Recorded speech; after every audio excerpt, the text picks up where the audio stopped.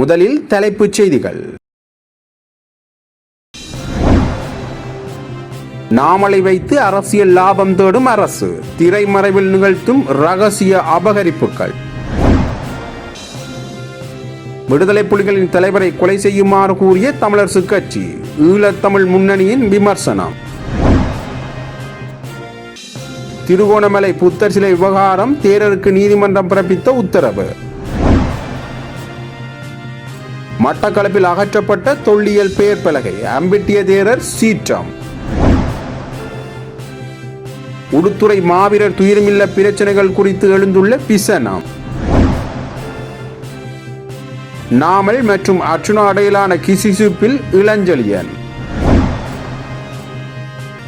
லண்டனில் டில்வின் சில்வாவிற்கு எதிரான ஆர்ப்பாட்டம், EPDP கடும் கண்டனம். நாடளாவிய ரீதியில் அண்மைய நாள்களில் ஒரு பதட்டமான சூழல் அமையப்பெற்றிருந்தது. அதில் முதலாவது திருகோணமலையில் அமையப்பெற்றிருந்த புத்தர் சிலை. மற்ற விவகாரம் நுவரெலியாவில் 21ஆம் தேதி இடம்பெற்ற நாமலினுடைய பேரணி ஆகும். இந்த இரு விவகாரங்களையும் வைத்து அரசியல் லாபம் தேடுகின்றது தேசிய மக்கள் சக்தி என்கின்ற ஒரு குற்றச்சாட்டு அமைந்திருந்தது. அதாவது சிங்கள பௌத்த பேரினவாத அணுகுமுறைகளை இந்த நாமலின் உடைய பேரணியை வைத்து குழப்பிக் கொண்டதான குற்றச்சாட்டை பலரும் முன்வைத்திருந்தனர். இது தொடர்பான கருத்துக்களை தனியார் ஊடகம் ஒன்றில் இடம்பெற்ற அரசியல் நிகழ்ச்சியில் கலந்துரையாடப்பட்டது குறிப்பிடத்தக்க விடயமாகும். தமிழீழ விடுதலை புலிகளின் தலைவரை கொல்லுமாறு கூறிய தமிழரசு கட்சி இந்த மண்ணில் இருக்கக்கூடாது என ஈழத்தமிழர் முன்னணி கட்சியின் தலைவர் S.J.A. சரவணன் தெரிவித்துள்ளார். மட்டக்களப்பு கிரானில் நேற்று நடைபெற்ற கட்சி காரியாலய திறப்பு விழாவில் கலந்து கொண்டு கருத்து வெளியிடும் போதே அவர் மேற்கண்டவாறு குறிப்பிட்டுள்ளார். அவர் தொடர்ந்து பேசுகையில், விடுதலை புலிகளின் தலைவர் இறந்தால்தான் நீங்கள் உயிருடன் இருக்கலாம் என கூறிய சம்பந்தனின் கட்சியான தமிழரசு கட்சி இந்த நாட்டில் இருக்கக்கூடாது. அதற்கு என்னுடைய உயிர் இருக்கும் வரை விடமாட்டேன். ராசாணக்கியன், சுமந்திரன் போன்றோர் கட்சியிலிருந்து விரட்டப்பட்டு தேசியம் சார்ந்தவர்கள் இந்த கட்சியை எடுத்து நடத்த வேண்டும். இந்த நயவஞ்சகர்கள் கூட்டத்தை இந்த மண்ணிலிருந்து விரட்ட வேண்டும். விடுதலை புலிகளின் தலைவர் அழிந்து போக வேண்டும் என அப்போது இருந்த 22 நாடாளுமன்ற உறுப்பினர்களும் சேர்ந்து தொலைபேசியை நிறுத்திவிட்டு ஓடி ஒளிந்தனர். இப்போது வெள்ளை வேட்டியை போட்டுக்கொண்டு திரிகிற இவர்கள் தேவைதானா? எனவே எங்கள் கட்சி இந்த தமிழரசு கட்சியை அழிப்பதற்கான செயல்பாடுகளை முன்னெடுக்கும் என அவர் தெரிவித்துள்ளார். திருகோணமலையில் ஸ்ரீ சம்புத்த ஜெயந்தி விகாரையில் புத்தர் சிலை சம்பவம் தொடர்பில் பலாங்குட கஸ்ஸப தேரரை நீதிமன்றத்தின் முன்னிலையாகுமாறு அழைப்பாணை அனுப்பப்பட்டுள்ளது. திருகோணமலை நீதவான் MNM சுன்சுதேன் டிசம்பர் 10ஆம் தேதிக்கு முன்னர் குறித்த தேரர் முன்னிலையாக வேண்டும் என இன்று நீதிமன்றத்தில் அறிவித்துள்ளார். திருகோணமலையில் ஸ்ரீ சம்புத்த ஜெயந்தி விகாரைக்கு சொந்தமான காணியில் புத்தர் சிலையை நிறுவ சென்றபோது நடந்த சம்பவம் தொடர்பாக போலீசாருக்கு வாக்குமூலம் வழங்க மறுத்ததால் போலீசார் நீதிமன்றத்தில் அறிக்கை அளித்திருந்தனர். நீதிமன்றத்தில் அறிக்கையை சமர்ப்பித்த திருகோணமலை துறைமுக போலீஸ் 16ஆம் தேதி ஏற்பட்ட குழப்பத்தின் பின்னர் மருத்துவமனையில் அனுமதிக்கப்பட்ட பலாங்குடை கஸ்பா தேரரிடம் வாக்குமூலம் பெற முயற்சித்ததாகவும் ஆனால் அவர் மறுத்துவிட்டதாகவும் தெரிவித்துள்ளது. அதன்படி இலங்கை தண்டனை சட்டத்தின் பிரிவு 184 கீழ் இது தண்டனைக்குரிய குற்றம் என்றும் விசாரணைகளுக்கு ஒத்துழைப்பது அனைத்து குடிமக்களின் கடமை என்றும் நீதிமன்றத்துக்கு தெரிவித்த போலீசார் நாட்டின் அமைதியை சீர்குலைக்கும் ஒரு சம்பவம் தொடர்பான விசாரணைகளுக்கு ஒத்துழைக்காததால் அழைப்பாணை அனுப்புமாறு நீதிமன்றத்திடம் கோரிக்கை விடுத்தனர். மேலும் பலாங்குட கஸ்ஸப தேரரின் தற்போதைய வதிவிடத்தை கண்டுபிடிக்க முடியாததால் தேரர் பயன்படுத்திய மொபைல் தொலைபேசி எண்ணிற்கான தொலைபேசி பகுப்பாய்வு அறிக்கையை வழங்குமாறு தனியார் தொலைபேசி நிறுவனத்தின் மேலாளருக்கும் உத்தரவு பிறப்பிக்கப்பட்டுள்ளமை குறிப்பிடத்தக்கது.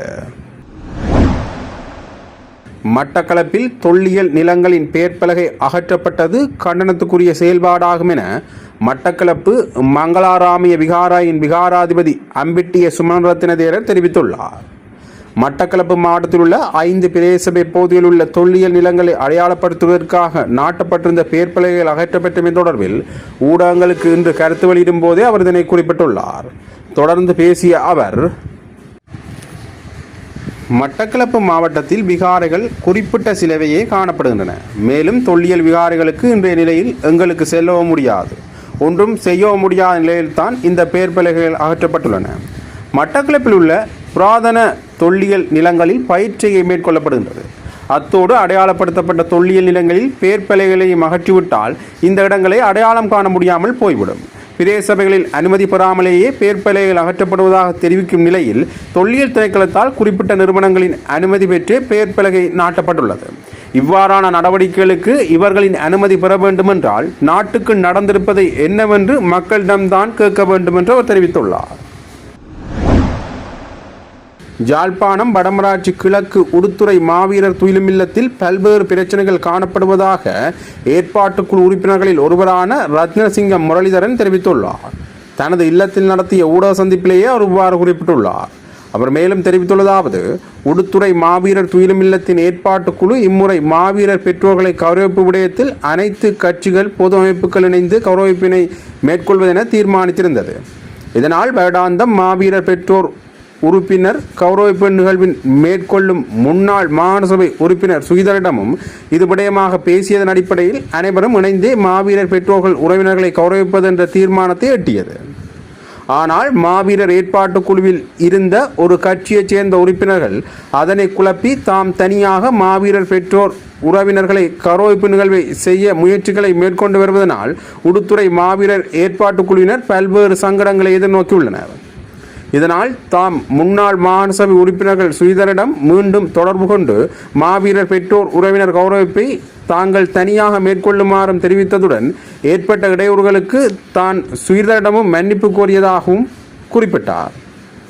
கடந்த காலங்களில் உடுத்துறை மாவீரர் துயிலுமில்லத்தின் பெயரால் பலரிடமிருந்து பணம் பெற்றுக்கொள்ளப்பட்டதாகவும் ஆனால் அவற்றுக்குரிய சரியான கணக்குகளை இதுவரை காண்பிக்கவில்லை என்றும் இவ்வாறான செயல்பாடுகளால் தமது உடுத்துறை மாவீரர் செயல்பாட்டுக்குழு பல்வேறு நிர்வாக நெருக்கடிகளை எதிர்கொள்வதாகவும் உடுத்துறை மாவீரர் செயல்பாட்டுக்குழு உறுப்பினர் ரத்னசிங்கம் முரளிதரன் மேலும் தெரிவித்துள்ளார்.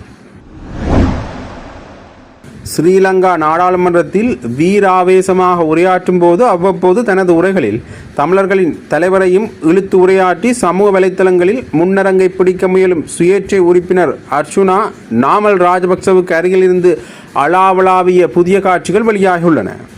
அதே நாடாளுமன்ற அரங்கங்களில் நடமாடிய உறுப்பினர்களில் யாரோ ஒருவர் இந்த காட்சியை தனது கையடக்க தொலைபேசியில் காணொலியாக பிடித்து பகிரங்கப்படுத்தியதால் ஏற்கனவே நாமலுடன் சந்திப்பை நடத்திய சர்ச்சையில் சிக்கிய அர்ச்சுனா இந்த விடயத்தில் வேறு வழியின்றி சமாளிப்புகளை வெளிப்படுத்த வேண்டியிருந்தது. சமகால பேசுபொருளில் இடம் பிடிக்கும் ஓய்வு பெற்ற நீதிபதி இளஞ்செழியன் தொடர்பில் நேரடியாக நாமல் ராஜபக்சவிடம் சொல்லிய சம்பவமே அந்த காட்சி எனவும் மற்றபடி தான் ஒன்றும் நாமல் ராஜபக்சவுடன் டீல் பேசவில்லை என்றும் அர்ச்சுனா தெரிவித்துள்ளார். புலம்பெயர் தமிழ் மக்களில் ஒரு பிரிவினர் கோமா நிலையில் இருந்து மீண்டும் யதார்த்தத்தினை புரிந்து கொள்ள வேண்டும் என்பதை வலியுறுத்தியுள்ள இபிடிபி லண்டனில் ஜேவிபி தலைவர்களுள் ஒருவரான டெல்வின் சில்வாவிற்கு எதிராக முன்னெடுக்கப்பட்ட வன்முறை ஆர்ப்பாட்டத்திற்கு தமது கண்டனத்தினையும் வெளிப்படுத்தியுள்ளது. ஜாழ் ஊடக அமையத்தில் இன்று நடைபெற்ற ஊடக சந்திப்பில் கலந்து கொண்ட இபிடிபி கட்சியின் ஊடக செயலாளர் ஸ்ரீகாந்தினால் குறித்த கண்டனம் தெரிவிக்கப்பட்டுள்ளது. ஒரு பொறுப்புள்ள கட்சி என்ற அடிப்படையிலே இந்த நாட்டிலே வாழ்ந்து கொண்டிருக்கக்கூடிய தமிழ் மக்களுடைய கௌரவமான பாதுகாப்பான இருப்பிற்கும் கௌரவமான அரசியல் எதிர்காலத்திற்கும் ஒரு தேசிய நல்லிணக்கம் அவசியம். இங்கே பெரும்பான்மையாக வாழ்ந்து கொண்டிருக்கக்கூடிய சிங்கள மக்களோடு ஒரு புரிந்துணர்வை ஏற்படுத்தி ஒரு நல்லுறவை வலுப்படுத்த வேண்டியது அவசியம் என்பதை 1990ஆம் ஆண்டுகளிலிருந்து வலியுறுத்தி வருகின்ற ஒரு கட்சி என்ற அடிப்படையிலும் அந்த தேசிய நல்லிணக்கத்தை வலுப்படுத்துவதற்காக தொடர்ச்சியாக உழைத்து வருகின்ற கட்சி என்ற அடிப்படையிலும் ஈழமக்கள் ஜனநாயக கட்சி சார்பிலும் எங்களுடைய செயலாளர் நாயகம் தோழர் டக்ளஸ் தேவானந்தா அவர்கள் சார்பிலும் டெல்வின் சில்வா அவர்களுக்கு எதிராக முன்னெடுக்கப்பட்ட ஆர்ப்பாட்டம் மற்றும் வன்முறை செயற்பாடுகளை நாங்கள் மிகவும் வன்மையான முறையிலே கண்டிக்கின்றோம்.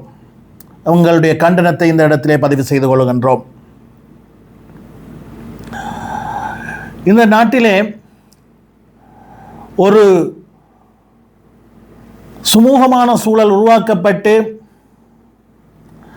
தமிழ் மக்கள் தங்களுடைய கௌரவமான அரசியல் அபிலாஷைகளை வென்றெடுத்து தங்களுடைய தாயக பிரதேசங்களிலே ஒரு கௌரவமான முறையிலே வாழ்வது அவசியமாக இருக்க வேண்டுமாக இருந்தால் இங்கே ஒரு தேசிய நல்லிணக்கம் என்பது இன்றியமையாததாக இருக்கின்றது.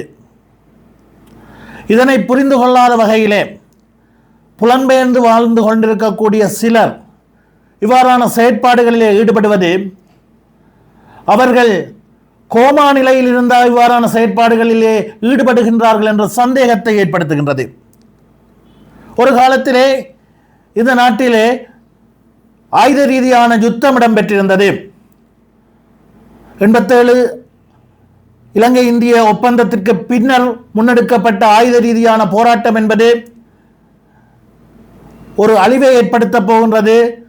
அந்த ஆயுத போராட்டத்தில் ஈடுபடுகின்றவர்களை அழித்து மக்களையும் அழிக்கப் போகின்றது என்ற ஒரு தீர்க்க தரிசனமான கருத்தை முன்வைத்து எங்களுடைய செயலாளர் நாயகம், எங்களுடைய கட்சி ஒரு மாற்று கருத்துக்களை முன்வைத்து செயற்பட்டு வந்த போதிலும் அந்த ஆயுத போராட்டத்தில் ஈடுபட்டிருந்த தரப்புகள் ஆயுத போராட்டத்தின் ஊடாக இந்த நாட்டிலே ஒரு தேசத்தை உருவாக்கும் என்றும் முடியும் என்ற ஒரு எதிர்பார்ப்போடு அந்த முன்னெடுப்புகளிலே ஈடுபட்டிருந்தார்கள். அவ்வாறான முன்னெடுப்புகள் மீது நம்பிக்கை வைத்த ஒரு தரப்பினர் புலம்பெயர் நாடுகளிலே இவ்வாறான வன்முறைகளிலே அரசாங்கங்களுக்கு எதிராக, ஆட்சியாளர்களுக்கு எதிரான செயற்பாடுகளை முன்னெடுத்து வந்தார்கள். அதிலே ஒரு தர்க்க ரீதியான நியாயம் இருக்கக்கூடும். ஆனால் தற்போதைய சூழலிலே ஆட்சியாளர்களுக்கு எதிராக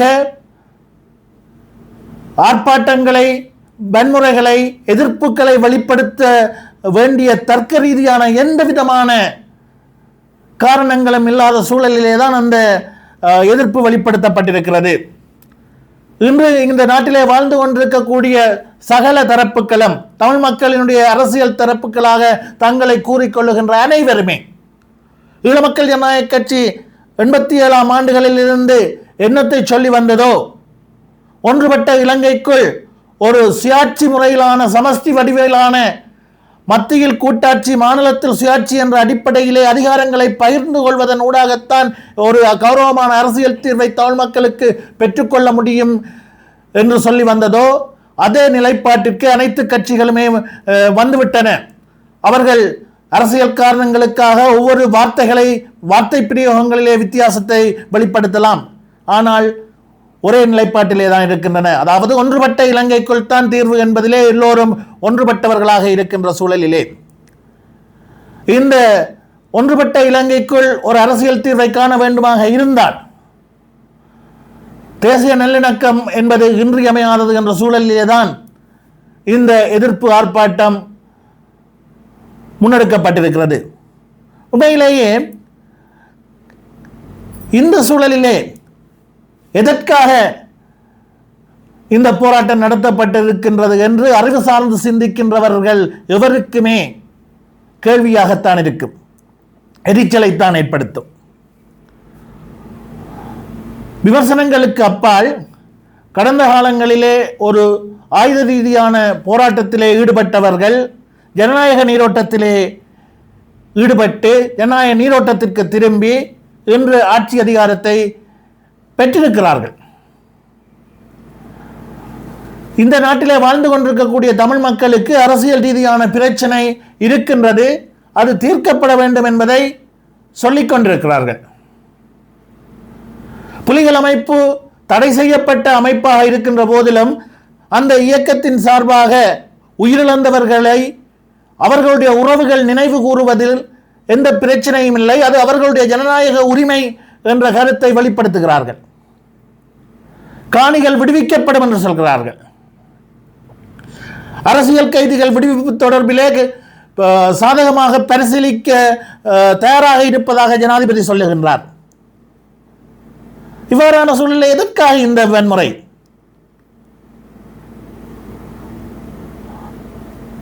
எமக்கு சார்பான கருத்துக்களை, தமிழ் மக்கள் எதிர்பார்க்கின்ற கருத்துக்களை, தமிழ் மக்களுடைய எதிர்பார்ப்புகளை நிறைவேற்றுவோம் என்று சொல்லுகின்ற ஒரு தரப்பிற்கு ஒரு சிறு கால அவகாசம் கொடுத்து அவர்களுடைய செயற்பாடுகளை அவதானிப்பதுதானே ஒரு அறிவுபூர்வமான அறிவு சார்ந்த சமூகத்தினுடைய செயற்பாடாக இருக்க முடியும். இந்த செய்தியை பார்த்த பொழுது எங்களுடைய செயலாளர் நாயகம் தோழர் டக்ளஸ் தேவானந்தா அவர்கள் சொல்லுகின்ற கதை ஒன்றுதான் ஞாபகத்திற்கு வந்தது. அதாவது அவர் சொல்வார், உலக கலந்துரையாடல்களின் போது ஒரு கதை சொல்லுவார். பலகை, ஒரு அப்பாவும் மகனும் பலகை அறுக்கின்ற கதை. தந்தை மேலே நின்று மரத்தை அறுத்து கொண்டிருக்கின்றார், பலகையை மரத்திலிருந்து பலகை அறுத்து கொண்டிருக்கிறார். கீழே இருந்த மகன் பிராக்கு பார்த்து கொண்டிருப்பான் என்று சொல்லி அவர் ஒரு கதை ஒன்று சொல்வார். இதற்கு மேல் அந்த கதையை இந்த இடத்திலே பொது வழியிலே சொல்வது ஆரோக்கியமாக இருக்காது, நாகரிகமாக இருக்காது. அவர் பகுதியாக செல்வார். அதாவது ஒரு செயல் அந்த செயலுடன் சம்பந்தப்பட்டவருக்கு எந்தவித பாதிப்பையும் ஏற்படுத்தாது, வேறு ஒரு தரப்பினரைத்தான் பாதிக்கும் என்று என்பதற்கு ஒரு காரணமாக இந்த கதையை சொல்லுவார். அதே போன்றுதான் இங்கே புலம்பெயர்ந்தவர்கள் அல்லது கோமாவில் இருக்கின்றவர்கள் செய்கின்ற இவ்வாறான மடத்தனமான செயற்பாடுகள் இங்கே இருக்கக்கூடிய எங்களுடைய மக்களுடைய இருப்பிற்கும் அவர்களுடைய கௌரவமான அரசியல் எதிர்பார்ப்புகளுக்கும் பாதகத்தான சூழலைத்தான் ஏற்படுத்தும் என்பதை அனைவரும் புரிந்து கொள்ள வேண்டும். சில தினங்களுக்கு முன்னர் நாடாளுமன்றத்திலே உரையாற்றிய பிமல் ரட்நாயக்க அமைச்சர் அவர்கள் ஒரு கருத்தை சொல்லியிருந்தார் தமிழ் நாடாளுமன்ற உறுப்பினர்களை பார்த்து. அதாவது கடந்த காலங்களிலே இந்த நாட்டிலே இருந்த தென்னிலங்கையிலே இருந்த பேரினவாதத்தை பயன்படுத்தி வடக்கிலே இனவாத சக்திகள் வடக்கிலும் அரசியல் லாபம் அடைந்திருந்தன. ஆனால் இப்பொழுது தென்னிலங்கையிலே பேரினவாதம் இல்லாத சூழலிலே வடக்கிலே இனவாதம் பேசி பிரயோசனம் இல்லை என்று அவர் தன்னுடைய பக்க நியாயத்தை அல்லது தன்னுடைய அரசியலை அங்கே வெளிப்படுத்தி இருந்தார். இவ்வாறான செயற்பாடுகளை லண்டனிலே நடைபெற்றது போன்ற செயற்பாடுகளை பார்க்கின்ற போது நாங்கள் நிலைமையை மாறி யோசிக்க வேண்டிய சூழல் ஏற்படுகிறது, ஒரு அச்ச சூழல். இங்கே ஒரு சிலரினால் முன்னெடுக்கப்படுகின்ற புத்தி சாதுரியமற்ற மடத்தனமான செயற்பாடுகள் தென்னிலங்கையிலே எவ்வாறான பிரதிபலிப்புகளை ஏற்படுத்துமோ என்று அஞ்ச வேண்டிய சூழலை ஏற்படுத்துகின்றது. தயவு செய்து இவ்வாறான விடயங்களிலே எங்களுடைய மக்கள் ஈடுபடக்கூடாது. இவ்வாறான செயற்பாடுகளில் ஈடுபடுகின்றவர்களுக்கு மக்கள் எந்தவித ஆதரவையும் அளிக்கக்கூடாது என்பதை நாங்கள் இந்த இடத்திலே ஒரு பொறுப்புள்ள கட்சி என்ற அடிப்படையிலே பதிவு செய்து கொள்ள விரும்புகின்றோம். அதைவிட ஜனாதிபதி அன்ருகுமார திசாநாயக்க தலைமையிலான அரசாங்கத்திற்கும் ஒரு வேண்டுகோளை விடுக்கின்றோம். மட்டக்களப்பு மாவட்டத்தில் தொல்பொருள் பேர்பலைகளை அகற்றிய சம்பவத்துடன் தொடர்புடைய சந்தேக நபர் ஒருவர் மட்டக்களப்பு கிரான் பகுதியில் வைத்து கைது செய்யப்பட்டுள்ளதாக காவல்துறை ஊடக பேச்சாளர் அலுவலகம் தெரிவித்துள்ளது. சந்தேக நபர்களால் அகற்றப்பட்ட பேர்பலைகளையும் வாழைச்சேனை காவல்துறையினர் மீட்டுள்ளதாக தெரிவிக்கப்பட்டுள்ளது. இச்சம்பவத்துடன் தொடர்புடைய வாழைச்சேனை பிரதேசபையின் தவிசாளர் பிரதேசத்தை விட்டு தப்பிச் சென்ற நிலையில் அவரை கண்டுபிடிப்பதற்காக 4 காவல்துறை குழுக்கள் விசாரணைகளை மேற்கொண்டு வருகின்றன. தொல்பொருள் திணைக்களம் மட்டக்களப்பு மாவட்டத்தில் தொல்பொருள்கள் உள்ள இடங்களுக்கான திசைகளை காட்டும் வகையில் திசைப்பலகைகள் மற்றும் அறிவிப்பலகைகளை நிறுவும் பணியை கடந்த நவம்பர் 3ஆம் தேதி ஆரம்பித்திருந்தது. அதன் பின்னர் பிரதேசபை ஒன்றின் அதிகாரிகளினால் இப்பலகைகள் கடந்த 22ஆம் தேதி அகற்றப்பட்டதுடன் அப்பலகைகள் கலற்றி அகற்றப்படுவதை காட்டும் காணொலி ஒன்று அண்மையில் சமூக ஊடகங்களில் பரவியிருந்தது. அதற்கமைய உரிய விசாரணைகள் முன்னெடுக்கப்பட்டன. இதேவேளை இன்று நாடாளுமன்றத்தில் இது தொடர்பில் கருத்து தெரிவித்த போது பொதுமக்கள் பாதுகாப்பு அமைச்சர் ஆனந்த விஜயபால இதற்கு பொறுப்பானவர்களை கைது செய்வதற்கான விசாரணைகள் ஆரம்பிக்கப்பட்டுள்ளதாக தெரிவித்திருந்தமையும் குறிப்பிடத்தக்கது. தொடர்ந்தும் செய்திகளை அறிந்து கொள்ள ஜெஃப்னா புடியன் யூடியூப் தளத்தோடு இணைந்திருங்கள். நன்றி, வணக்கம்.